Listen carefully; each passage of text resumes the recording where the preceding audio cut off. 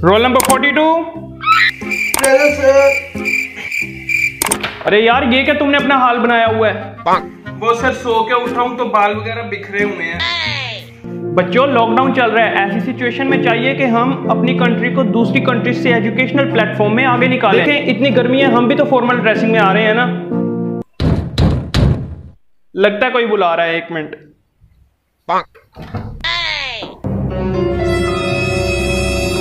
Oh no!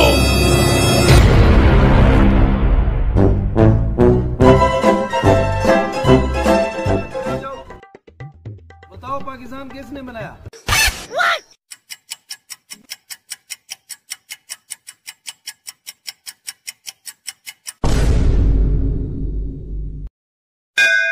Sir 10 रुपए ने। ओए, एक फुल स्टॉप लगा और अगला सेंटेंस लिखना शुरू कर। जल्दी कर, सर देख रहे हैं। भाई फुल स्टॉप के स्पेलिंग क्या है?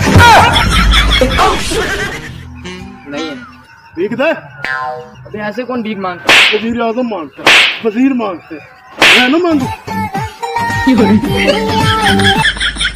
पेशेंट आए, वो सीरियस केस है। कोरोना में डाल, कोरोना में। डॉक्टर साहब लेडीज आए, वो डिलीवरी केस है। कोरोना में डाल बेटा, कोरोना में।